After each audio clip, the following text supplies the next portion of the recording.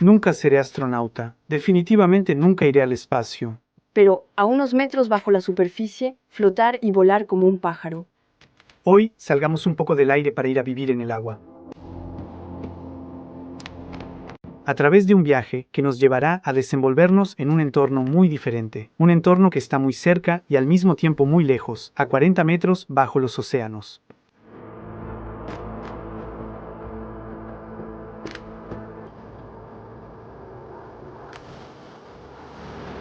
Al adentrarse en los mundos de abajo, lo primero que te impacta es que aquí nada parece oponerse a la fuerza de gravedad. Para subir o bajar, no necesitas escaleras, una vez que estás equilibrada. Todas las direcciones valen lo mismo en términos de gasto de energía, porque el peso de nuestros cuerpos y de nuestro equipo, contrarrestado por el empuje de Arquímedes ejercido por el fluido desplazado que se opone, nos da la libertad de movernos en todas las direcciones, prácticamente sin esfuerzo. Marcha atrás, Aleteo hacia adelante, a la derecha, a la izquierda, torpe a la derecha, por aquí, por allá, arriba. abajo, no importa. En el océano, ningún pez ha temido jamás que sus crías sufran una mala caída. Para viajar aquí, en lugar de una bolsa, necesitas un tanque de buceo en la espalda. Esa reserva es nuestra fuente de vida. Aunque tiene un volumen de apenas 15 litros, ahí se encuentra suficiente aire para respirar bajo la superficie durante casi una hora, porque el aire que contiene ha sido fuertemente comprimido. Al punto que esta reserva pesa, al inicio de una inmersión, 3.6 kilos más que cuando está vacía. Cada bocanada de aire tiene su peso. 1 litro de aire al nivel del mar pesa 1.2 gramos. Y por más extraño que parezca, no serías capaz de sostener con los brazos extendidos todo el peso del aire de una habitación de 4 metros por 4 si lo juntaras en un solo lugar. En nuestros tanques cabe el equivalente a 3 metros cúbicos, 3.000 litros de aire tomados en la superficie, que hemos forzado a entrar ahí, comprimidos por una presión 200 veces mayor que la ejercida por las decenas de kilómetros de atmósfera que tenemos encima. Ese es el mínimo requerido, para permitirnos aventurarnos momentáneamente aquí, en estos entornos donde los sentidos, las referencias y los colores van a ser alterados. Y además, no solo suelen dejarse acercar fácilmente, sino que los animales que viven en el agua siempre parecen mucho más grandes y cercanos de lo que realmente son. Porque los rayos de luz que nos llegan y atraviesan nuestras máscaras son desviados por la capa de aire que está encerrada en ellas. Así, un pez o un tiburón que en realidad está a 4 metros de un buzo, le parecerá estar solo a 3 metros. Y a medida que descendemos, los ambientes acuáticos por los que pasamos empiezan a perder sus colores. Ir hacia las profundidades siempre es adentrarse en un cuadro cuyas acuarelas van perdiendo poco a poco la diversidad de tonos. La viveza de los colores se atenúa cuando otros llegan a desaparecer por completo. Porque si en la superficie, la luz blanca proveniente del sol contiene combinados todos los colores de nuestro espectro visible, al aumentar el grosor de la columna de agua que tenemos encima, penetramos en donde ciertos tipos de luz ya no pueden llegar. Desde la superficie, una tras otra, los colores cálidos, las luces de gran longitud de onda y de baja energía desaparecen. Desde los primeros metros, los rojos, en gran parte absorbidos por las moléculas de agua, se atenúan fuertemente. Más allá de los 5 metros de profundidad prácticamente ya no están presentes. Y a medida que uno se sumerge, este borrado progresivo continúa. En la zona de los 15 metros, les toca a los tonos anaranjados empezar a desvanecerse. Luego, alrededor de los 25 metros, el amarillo y así sucesivamente, hasta que en la zona de los 40 metros solo quedan tonos fríos. Las luces de baja longitud de onda y alta energía, las únicas que han logrado abrirse camino hasta aquí. Este tiburón leopardo, aquí filmado precisamente a 38 metros de profundidad, en realidad es mucho más colorido de lo que parece. Para devolverle los colores, habría que traer artificialmente aquí los rayos de luz que faltan iluminándolo, o más simplemente, retocar las imágenes añadiendo tonos cálidos como aquí. De hecho, es curioso pensar que el rojo tiene tantas dificultades para penetrar en el agua que incluso con una lámpara potente, iluminar un pez que esté a 3 metros de ti no permitiría realmente devolverle sus colores rojos. Porque la distancia de ida y vuelta entre tu fuente artificial de luz, tu sujeto y tu objetivo o tus ojos sería lo suficientemente grande como para que casi toda la luz roja proveniente de tu lámpara sea absorbida durante el trayecto.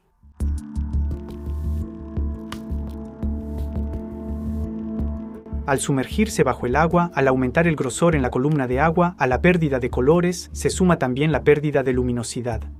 A 10 metros de profundidad, la cantidad de luz proveniente del Sol es del orden del 15% de la que hay en la superficie. A 40 metros, ya solo es del 1.5%.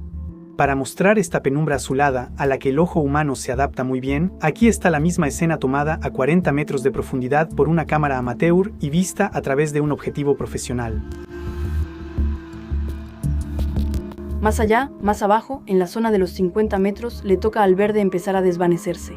Luego, pasando la zona de los 60 metros, todo parece impregnado de una suave penumbra donde prácticamente solo reina un único y gran azul. Es el último color en aferrarse.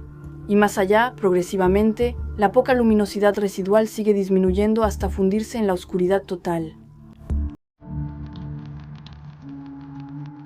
Para nosotros, el descenso se detuvo en un entorno bañado de azul que tiraba hacia el verde. La razón que nos impide ir más lejos hay que buscarla en la columna de agua, que ahora es tan alta como un edificio de 12 pisos y se alza sobre nosotros y nos aplasta con todo su peso.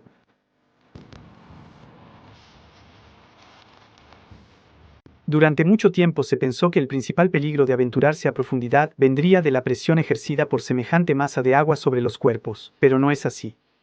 Porque cada 10 metros adicionales de profundidad añaden sobre nosotros un peso equivalente al de 800 kilómetros de atmósfera. Estamos, por así decirlo, protegidos de estos efectos, ya que en su mayoría estamos formados por agua, un fluido incompresible. En realidad, es menos la presión ejercida por la columna de agua sobre nuestros cuerpos que los efectos sobre los gases que respiramos lo que causa problemas. Ya a tales profundidades, el contenido de nuestros tanques se vacía mucho más rápido que si respiráramos en la superficie. Con un tanque de 15 litros lleno a casi 200 bares de presión, técnicamente es posible respirar cerca de 5 horas, con la cabeza apenas bajo la superficie. Pero la misma botella, a esas profundidades, solo te permitirá respirar del regulador poco más de 1 hora, porque los gases que inhalamos salen a la presión del entorno que nos rodea. En otras palabras, a 40 metros cada exhalación libera casi 4 veces más moléculas que en la superficie.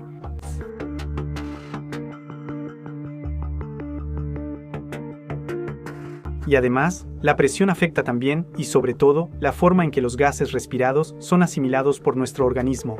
El nitrógeno es un gas inerte que no nos sirve de nada en nuestra vida cotidiana. Y aunque constituye el 79% del aire que respiramos en la superficie y en nuestros tanques, nuestro cuerpo lo ignora por completo, al menos hasta cierto punto. A 40 metros de profundidad, la situación es diferente, y su presencia puede empezar a notarse. De 10 a 20 metros más abajo, y la narcosis de las profundidades está asegurada. Porque este gas se convertiría entonces para nosotras poco a poco en un potente narcótico. Actuando como lo haría una borrachera fuerte de aguardiente, respirar aire comprimido en la zona de los 60 metros es correr el riesgo de tener comportamientos extraños, incoherentes o confusos. Se ha visto a más de un buzo perder sus aletas y el control a tales profundidades, sufrir problemas de concentración, ataques de risa, alucinaciones, crisis de angustia, volverse eufórico, somnoliento o apático. Todos estos efectos, tan extraños como peligrosos, son la causa de muchos accidentes. Y por eso los buzos que usan aire están limitados a un máximo de 60 metros, porque más allá, aunque la narcosis pueda, con la experiencia, ser domada y controlada, esta ganará inexorablemente en potencia, hasta terminar en la pérdida de conciencia y luego la muerte, prácticamente asegurada en la zona de los 100 metros. Por eso, para aventurarse más allá, necesitas respirar algo diferente al aire. Extrañas mezclas de gases desarrolladas durante el siglo pasado y llamadas Trimix, Heliox, Hydrox. Tantos nombres para diferentes dosis y composiciones que han permitido aventurarse con tanque hasta profundidades de casi 330 metros.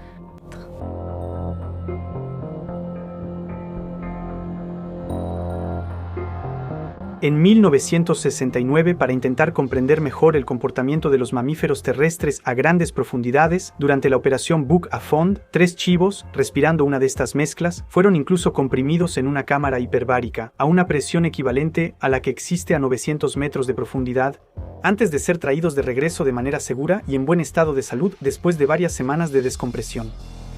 De hecho, aunque estos gases permiten descender muy profundo, el problema casi siempre es el ascenso. 40 metros es poco, y también es mucho, porque después de pasar unos 15 minutos respirando aire aquí, ya es hora de empezar a subir lentamente. Si la duración de las inmersiones profundas siempre es breve, es una vez más por el comportamiento de los gases que respiramos.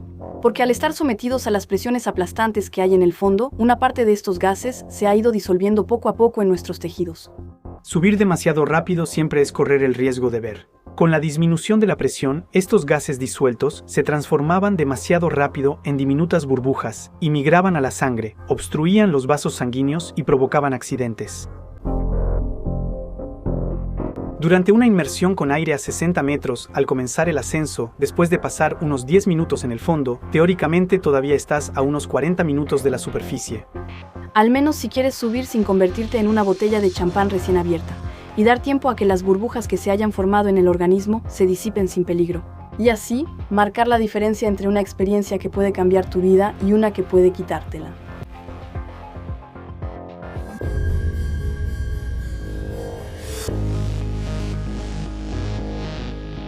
Para evitar estos tiempos de visita demasiado breves, la mejor manera de realizar estancias prolongadas bajo el agua es quedarse allí, instalarse para vivir un tiempo bajo el mar. Eso fue lo que hizo el equipo de Under the Pole que, en 2019, construyó una cápsula submarina. Una casa temporal situada a 20 metros de profundidad y capaz de alojar a 3 acuanautas para estancias de 3 días y 3 noches continuas. Este hábitat submarino, como todos los demás proyectos de este tipo, ofrece a los buzos y a los investigadores la oportunidad de pasar de ser visitantes pasajeros a habitantes. Y así, estudiar los fondos marinos de manera continua, durante largos periodos, evitando los tediosos y a veces peligrosos viajes de ida y vuelta a la superficie. El precio a pagar por estas largas estancias es, la mayoría de las veces, respirar estas mezclas particulares de gases, a menudo de helio y oxígeno, que transforman las voces de los ocupantes en graznidos de pato. Feliz cumpleaños a ti. Feliz cumpleaños a ti. Y una vez que la misión termina, realizar una parada de descompresión de varias horas para permitir que los gases disueltos se liberen de manera segura. Y es curioso pensar que hoy en día solo existe una única base permanente bajo el agua, el Aquarius, que alberga tanto a científicos como a un programa de entrenamiento destinado a los astronautas de la NASA. Cuando les decimos que moverse bajo el mar es probablemente una de las experiencias más cercanas en la Tierra a un viaje al espacio. Dicho esto, para nosotras, es hora de volver a vivir en el aire. Pero antes de poder regresar a casa, es necesario hacer una pausa de algunos minutos en la parada de descompresión.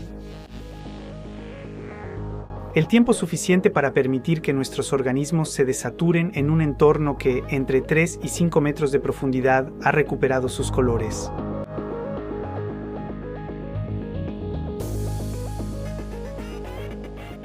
Para revivir la aventura humana y el desafío tecnológico y logístico que representa instalar una casa bajo el mar, vayan a visitar el canal de Under the Pole. Les dejamos su enlace en la descripción.